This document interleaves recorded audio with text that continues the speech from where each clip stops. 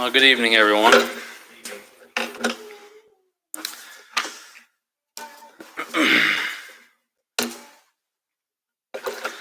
feel like I had a boring life,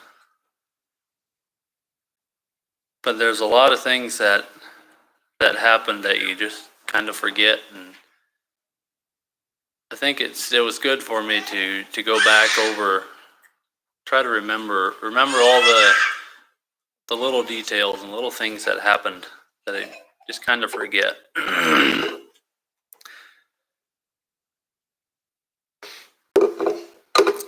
I want the story of my life to be not to try to build myself up and not to make myself look good, because it really is nothing that I did.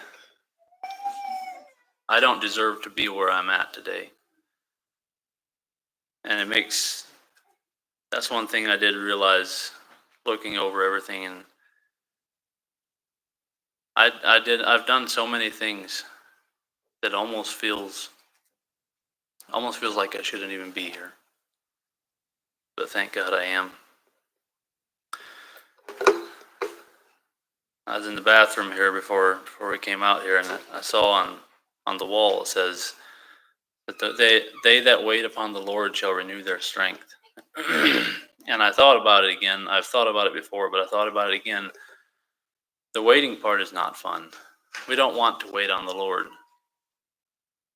We just want to rush through and do things at our own pace. But if we do wait, there's a big blessing in that. I was born on December 5th of 1996. I was born in Cochranton, Pennsylvania. I was boy number 6, and there's a boy and a girl after me. There's 7 boys and 1 girl. I'd called Mom and asked her if she knew about any funny stories or anything, and she said, "Well, not really." I was a laid back child when I was younger.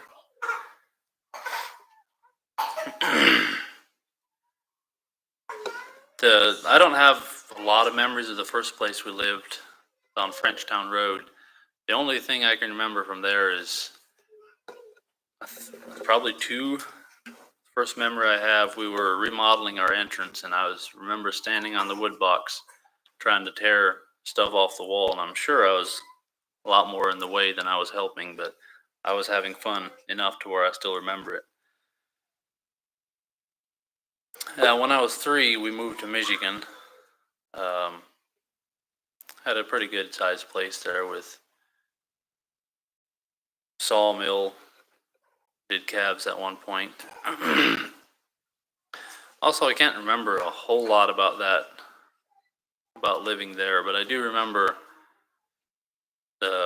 we'd plow the snow off of the yard from the sawmill, and we had big snow piles.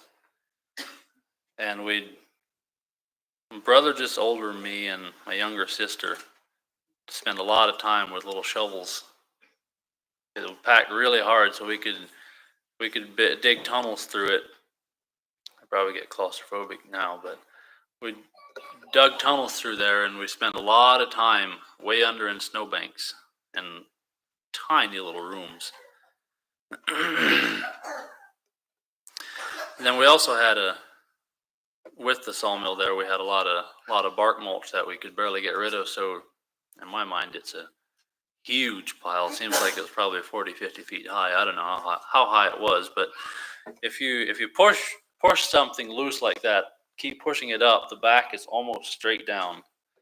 And so we'd take our sleds up there and ride sleds off the back, and it ended up in a wreck normally, but it was fun while it lasted. We also, with the calves, we had just small calves. We got them a couple days old for a while, and then we switched to the older calves. And I remember somebody gave us a flare to put in a shotgun, and one night after dark. I don't know how many calves we had, but it was a lot. One night after dark, we all went outside, and my brother Marvin shot the flare up in the sky. I don't remember a whole lot about the flare because almost before it went off, we heard the calves starting to run, and almost instantly we heard the fence singing. And so it was fairly thrilling to me because I was too young to go chase calves after dark. I got to stay in the house while everybody else went running after calves, trying to get them in. I don't know how long it took. It probably took most of the night.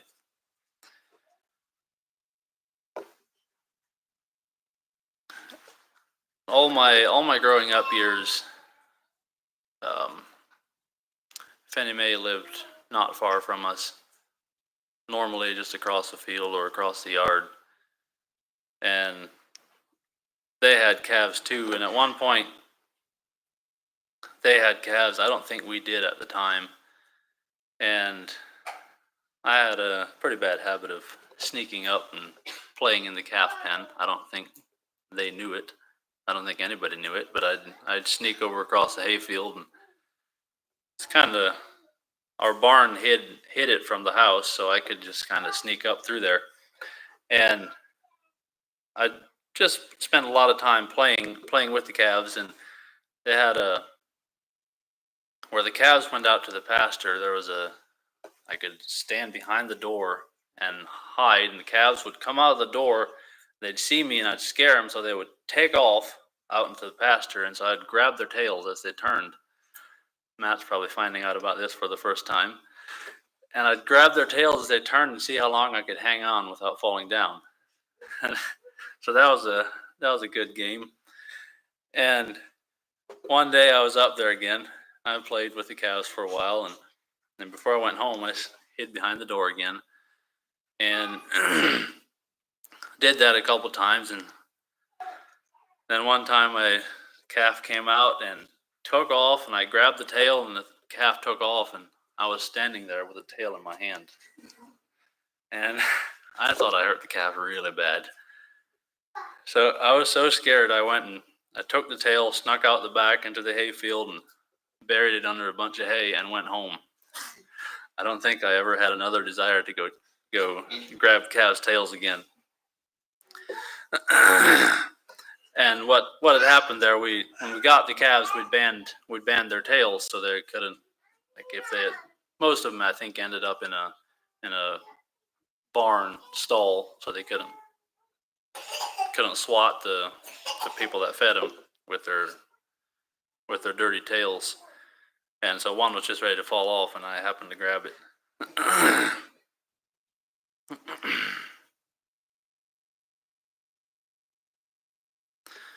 About the only other thing we had a huge yard there, and we weren't allowed to have anything more than I think a 21-inch push mower.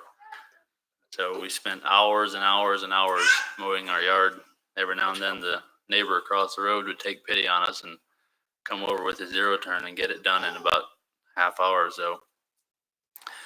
But the ditches there beside the road, for some reason, were way bigger than they are here. Probably there again seemed a lot bigger to me because I was a little boy. But the first day of school, I remember we had to walk to school. It was, I think, somewhere between a mile and a half.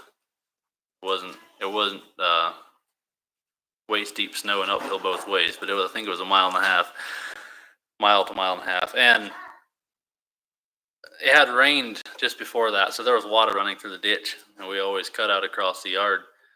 Got to the ditch, and I thought I could jump a little bit further than I could, and I ended up right in the water running through the ditch. So my first day of school, I showed up all wet. And after, I think it was about 6 years, I was 9 when we moved back to here in Cochranton, and we ended up almost next door neighbors to the place that we had before we moved. The back ends actually adjoined. And it was, there again, is 50 acres, mostly open fields with a little bit of woods. And it was almost perfect for a young boy. We probably most of it was me and my younger sister spent hours and hours out in the woods building teepees, forts, shooting chipmunks and squirrels, birds. Yeah, probably shouldn't have done as much as we did, but I'm not supposed to shoot chipmunks, but we did a lot.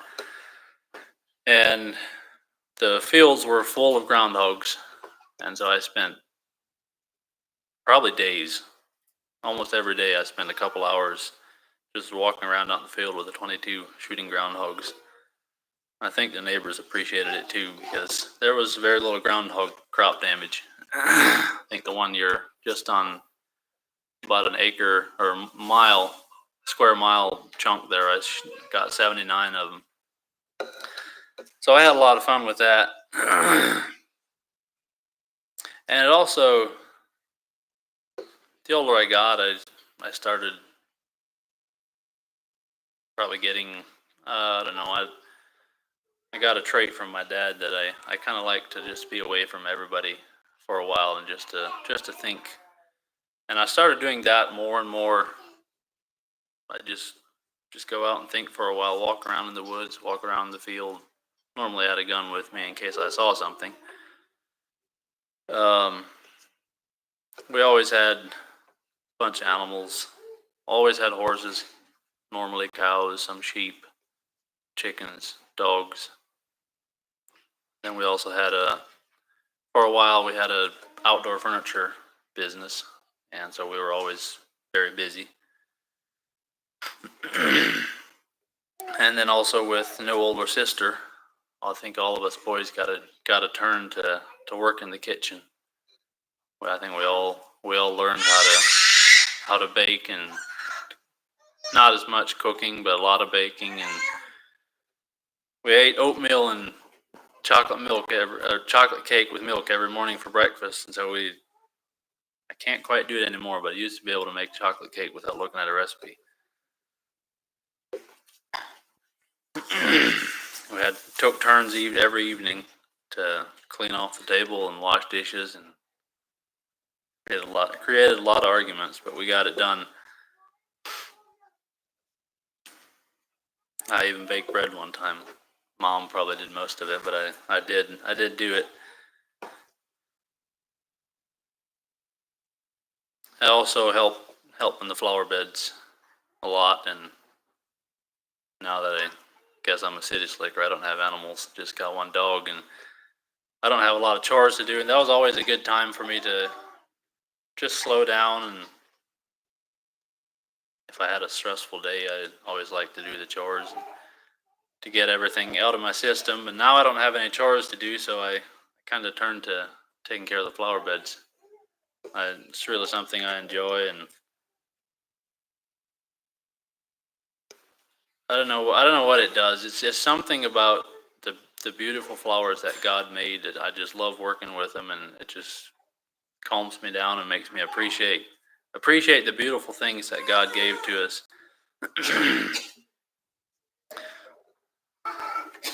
And my brother, just older than me, had a very big imagination, and he'd come up with these wonderful ideas, I guess you can call them. And normally he'd talk me into helping him. And I remember, well, normally before he got it done, he'd be into the next wonderful idea and forget about it. But I remember one time we had a spring way in the back end of the property. It was about a quarter mile, and he got this bright idea that we're gonna make a water wheel, or that he's gonna make a water wheel, and he's gonna put an alternator on it, and we're gonna charge batteries with that thing. So he actually, I think we all doubted him, and he actually made the water wheel, got everything, it spun well with water, and it seemed like it was going to work. So he convinced me to help him. So we dug a couple post holes and put up a shed. And like normal, about the time everything was about worked out to where we decided it was going to work, he's done now. It's going to leave it. And I think the shed's still standing to this day, but there's no water wheel in it.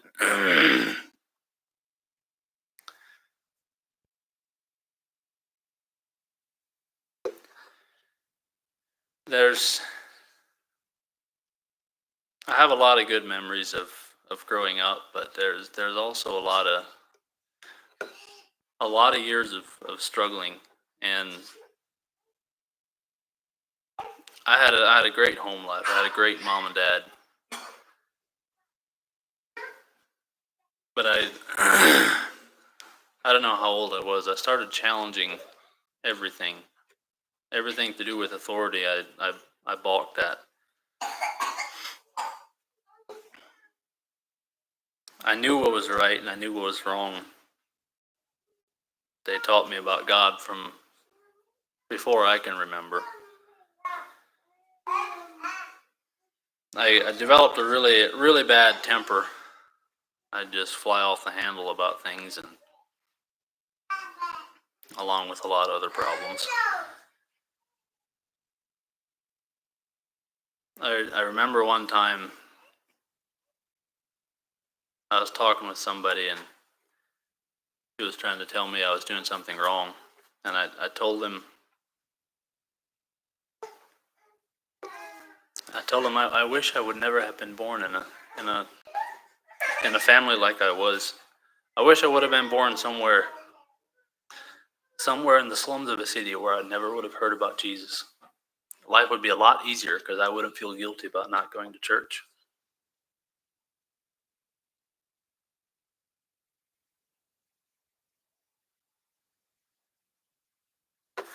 I didn't want to go to church. The church was also having a lot of problems, a lot of struggles at the time,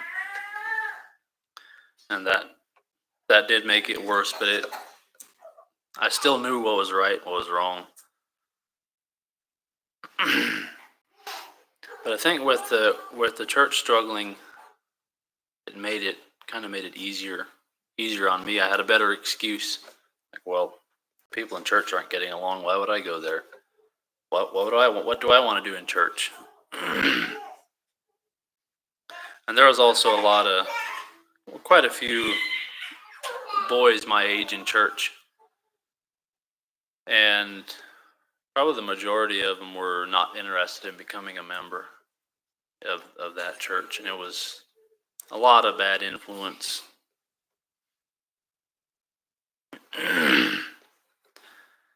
And we're all really good friends. We had a lot of things going on. We talked a lot, and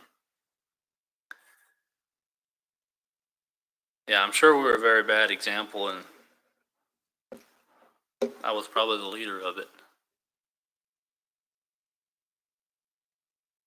I don't know that I've ever told Leon this, but he had a bigger influence on me than he realized. I always thought it was just dumb to smoke and chew and all that stuff, but I thought it was kind of big to get into more drinking and all that kind of stuff. And Leon never told me that I shouldn't do that. But I always knew, and he had his struggles too, but I always knew that he didn't think, it always seemed like he didn't think that was a good idea. And I think that helped me from getting into a lot of that lifestyle.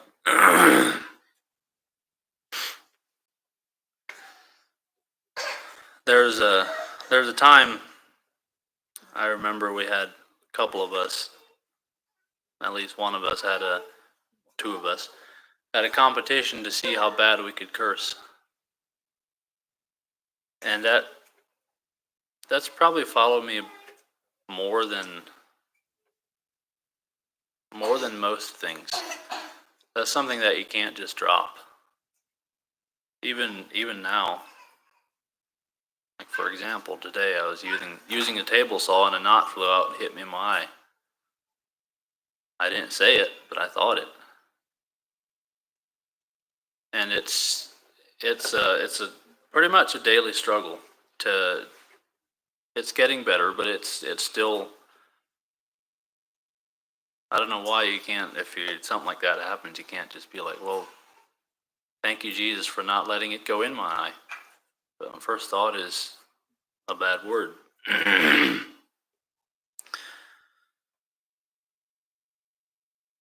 I loved hunting and just just being outdoors, being out in the woods, away from things. It was a time I could just forget about everything and just enjoy myself. It kept getting worse and worse, and I was miserable, and everybody else around me was miserable, probably for the most part. Thankfully, my mom and dad never gave up. I One of my brothers told me, it was a couple years ago, said he even asked somebody if it's even worth it praying for me anymore.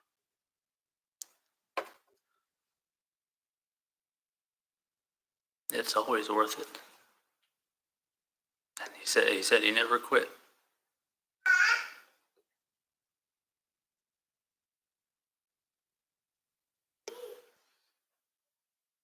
And mom and dad never quit praying for me either. I would be out late at night and I'd come home and there's still a light on.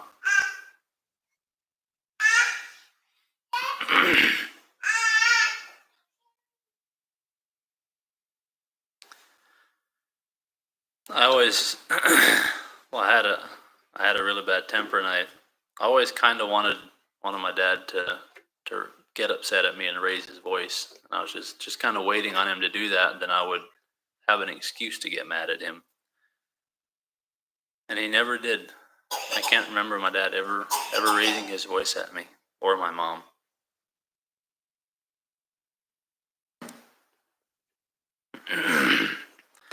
And then,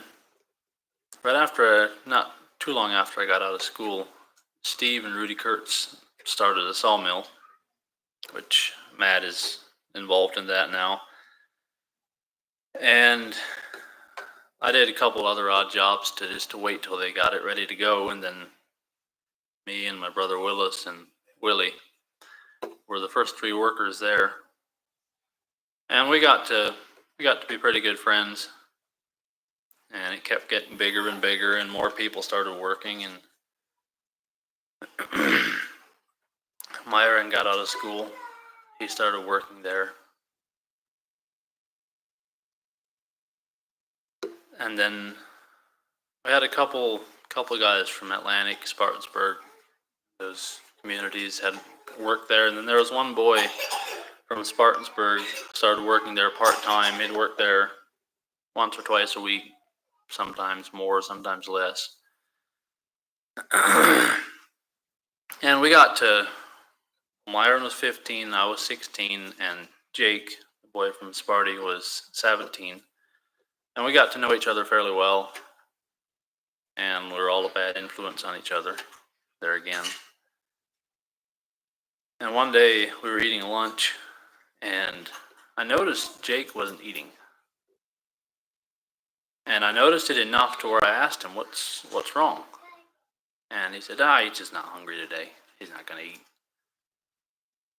So I just kind of dismissed it. And after lunch, I went out, and it was my turn to run the saw. And I don't know how long afterwards it was. All of a sudden, I noticed the lumber was piling up. Nobody was doing anything anymore. And so I kept going for a little bit, and nobody showed up. So I got out of the cab, and I started to go look for him, and I'm not even sure who it was. Came around the corner and just said, Jake flipped the forklift into the loading dock.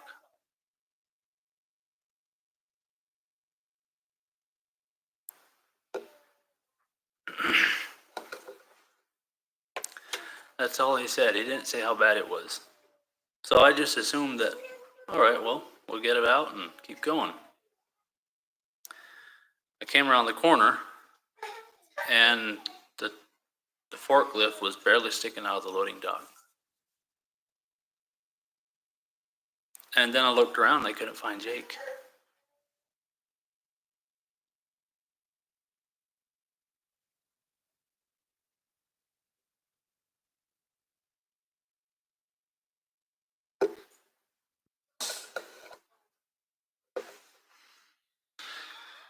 it hadn't even crossed my mind before that something bad could have happened.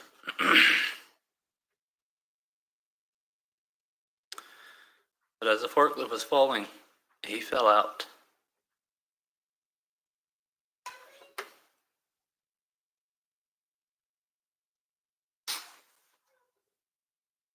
And it killed him.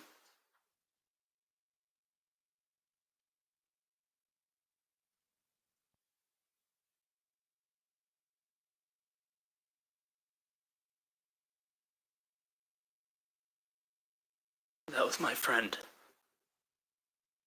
Gone.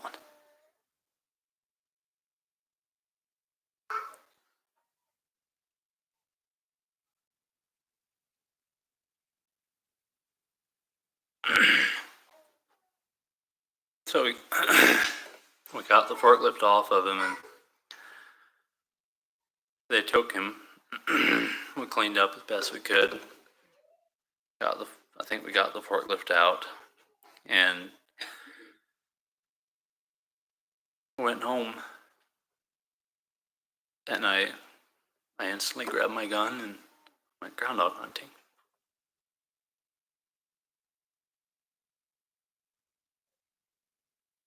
I had no idea how to process this.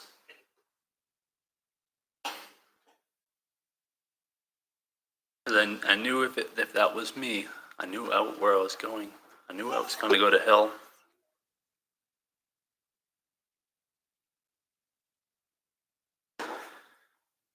So I wasn't ready to give in yet. So I just decided to block everything out. I'm not going to think about it. Just going to think about other things, whatever.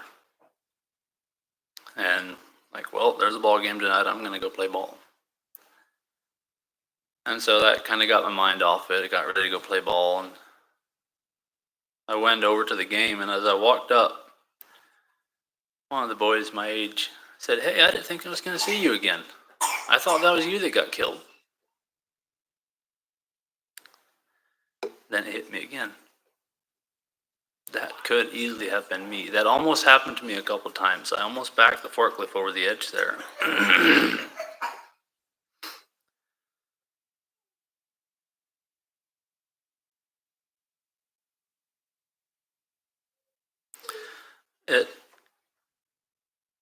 Looking back, I can't see how that didn't break me. But it almost hardened my heart. I got so good at blocking things out that something like that could happen, and by the day or two later, I wouldn't even think about it.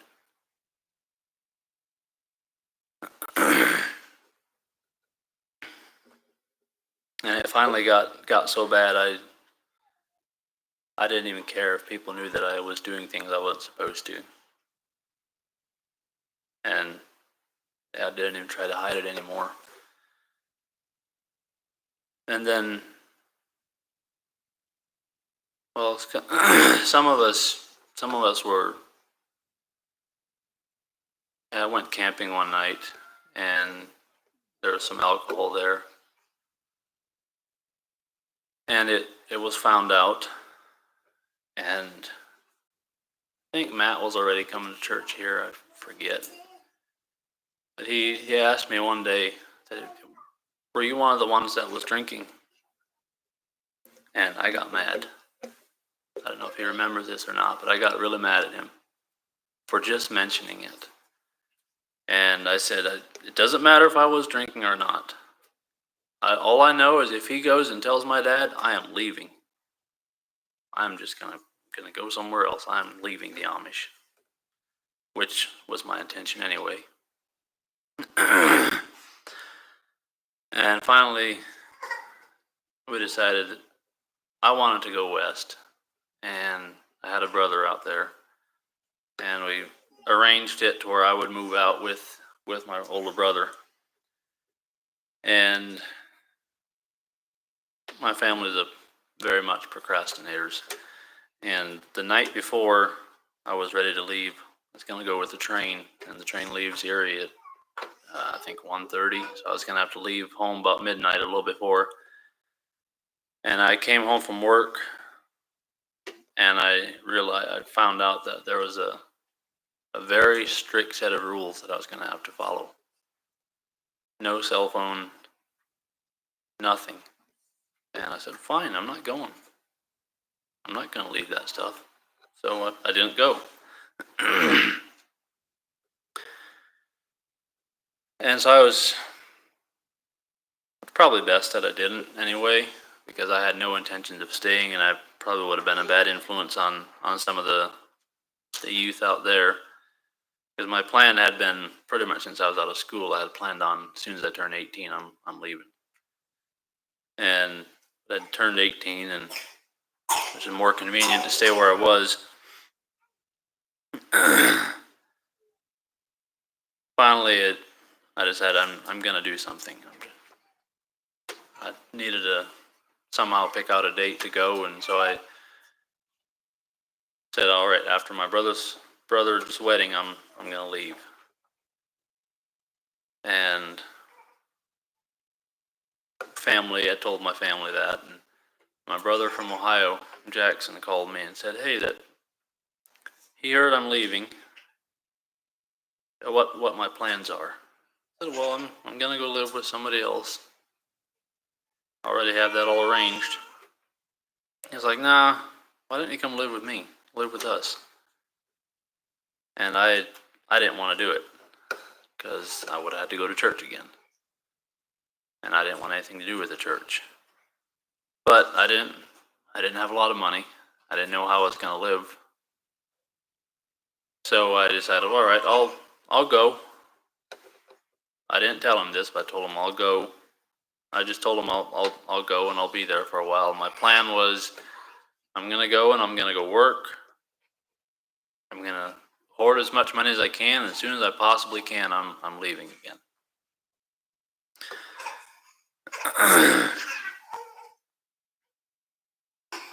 So March 4th, I think it was, 2016, I moved to Ohio. I'd never even been there before, and only ever been to one Mennonite church ever in my life. I was on the way to the CAM project one year. We stopped in Kansas, Oklahoma, or somewhere down there. No idea what church it was. And they were having weekend meetings. That was on a Friday when I went there, when I moved, and they were having weekend meetings. So I, of course, went with them to church. And I don't know what it was. Was it English language, preaching in English, or what it was?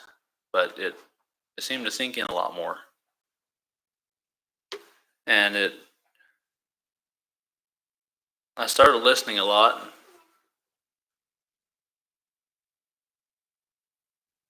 And pretty soon I knew that something was going to have to change. I was going to have to leave again, or I was going to have to repent.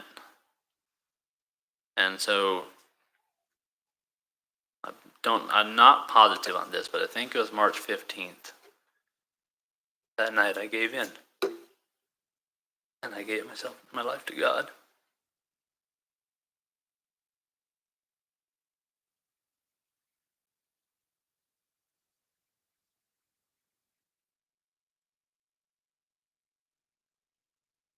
I was done running.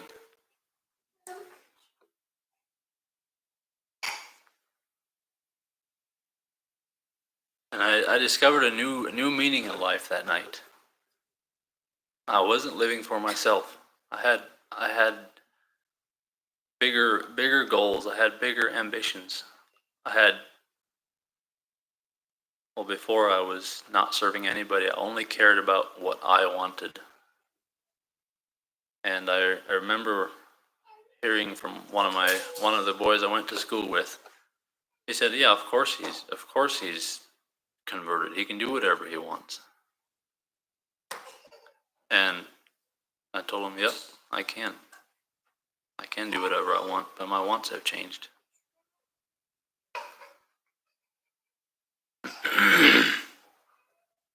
I don't want to do what's wrong anymore.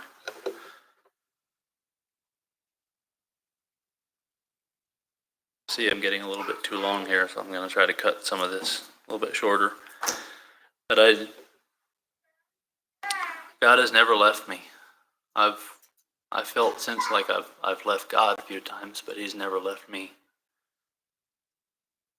And we had a chorus going there, and I really enjoyed that. And one evening we were together, and my phone rang, and it was from home, and it was more bad news.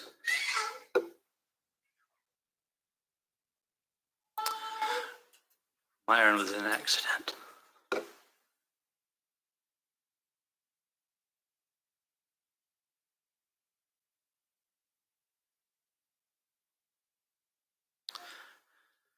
That was one of my very best friends. And now he was gone too.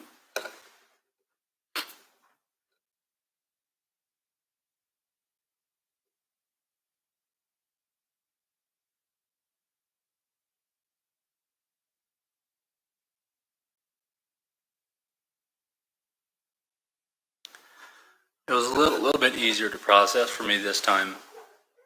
I had God.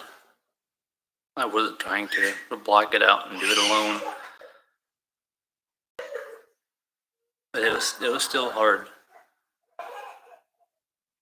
And I've often I've shared about this before, but I've often questioned God. Why not me? I had two very good friends. One just older than me and one just younger than me. And they were both gone before they were 20. One was an only child. I was one of 8. Doesn't seem fair.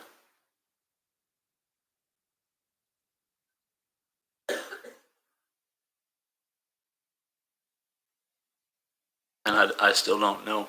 I don't know why God spared my life. There's been a lot of times that I didn't know if I was going to make it or not. Well, not a lot of times. There was one time in specific. We were down in Texas for Hurricane Harvey, and we were in a boat going down the street, put an address in the GPS, and go there with a boat to get people out of houses. And kept hearing this really loud noise to where it hurt. And we didn't know what it was. There was a big gas plant right across the road. And then all of a sudden, we heard over the radio, one of our leaders, team leader said, "Hey, get out of there now. This thing is blowing up." I thought we were all gonna die that day. That's kind of a weird feeling. You don't know when you're gonna die, but you think it's gonna be in the next 5 or 10 minutes. There's a lot of things that go through your head. You think of a lot of things. You think of family. I didn't know if I should call my family or if I should just say nothing. So I didn't say anything, and then thankfully it didn't blow up. But that'll make you do a lot of soul searching.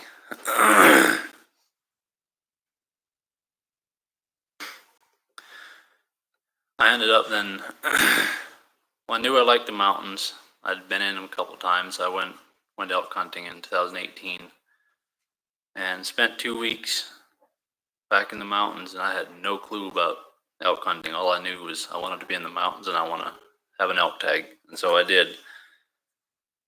And I didn't feel an elk tag in the mountains, but God filled my heart. That was one of the best experiences I ever had. I discovered if I'm on top of a mountain, it feels like I could see God and touch God and talk with Him.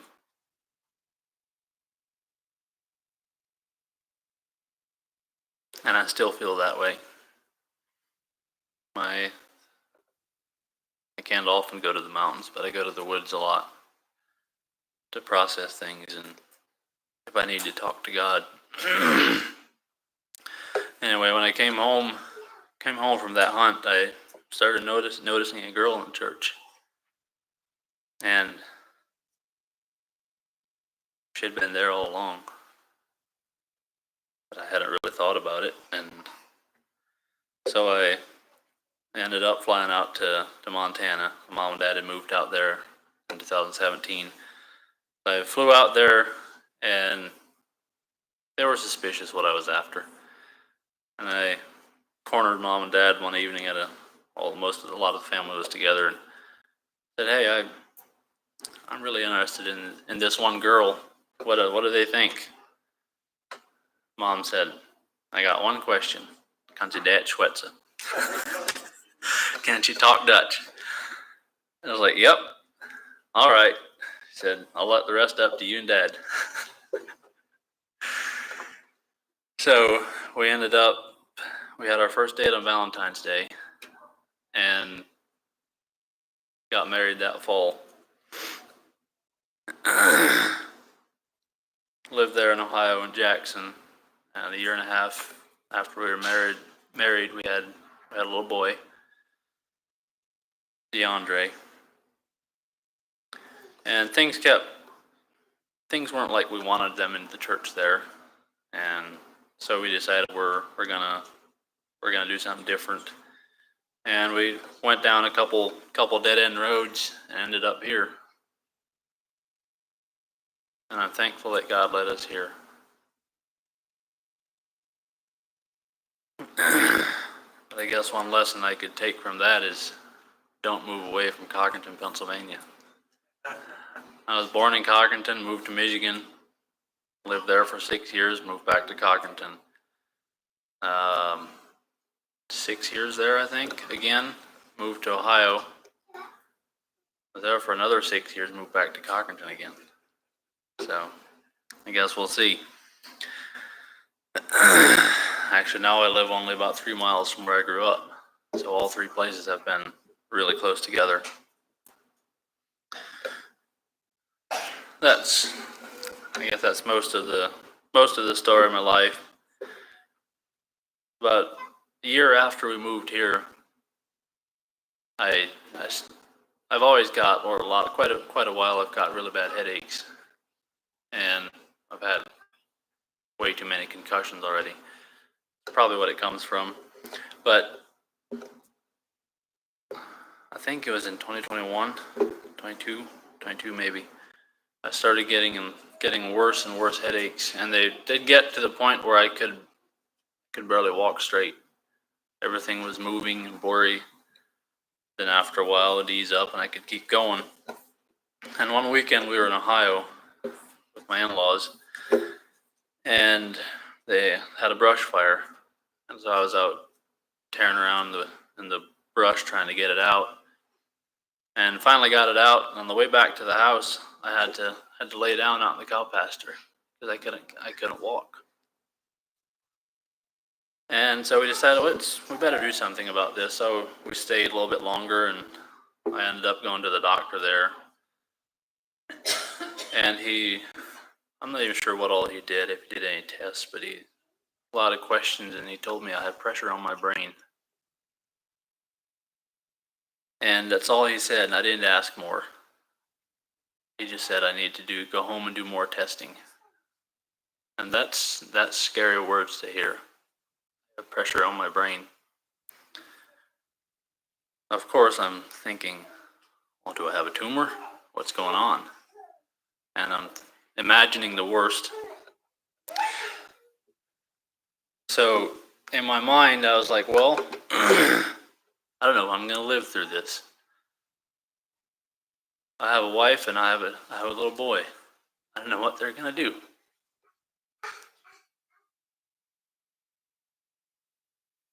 I don't know how they're going to live. I don't know where they're going to go. What if I'm not there?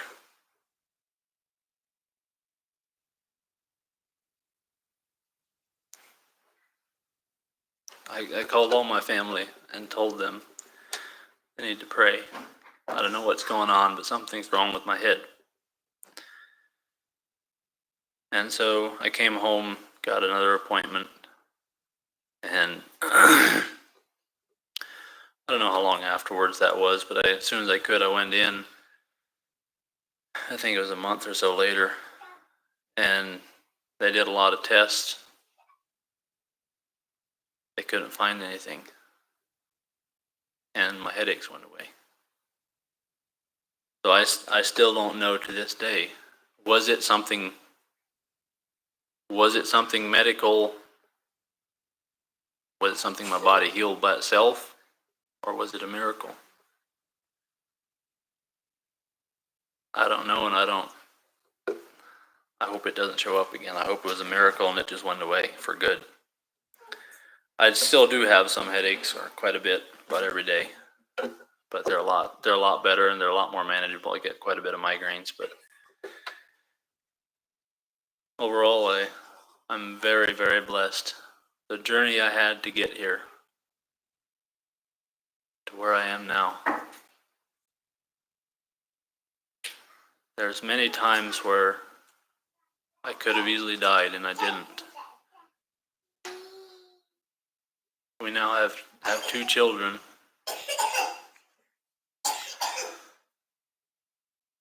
And it's more than if somebody would have told me back when I was 16 that I'm going to love going to church, and I'm going to have a wife and 2 children, and I'm going to be trying to teach them the best I can about God, I would have said, no, I'm not. But thankfully, God does work even when we don't want him to. Because I did not want God to work in my life, and he still did. So thank you to the church here and to everybody. You've all meant a lot to me and to us. We have really, really good friends here. And I want to do my part in supporting the church and in prayer. And I just request that you pray for me and for my little family. That's all I have. Why don't we stand for prayer?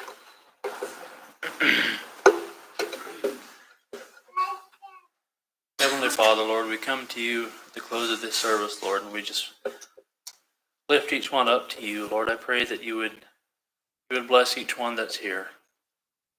Thank you for bringing us together in this way, Lord, and I pray that you would bless the remainder of our evening, help us to get home safely and to have a blessed remainder of the week.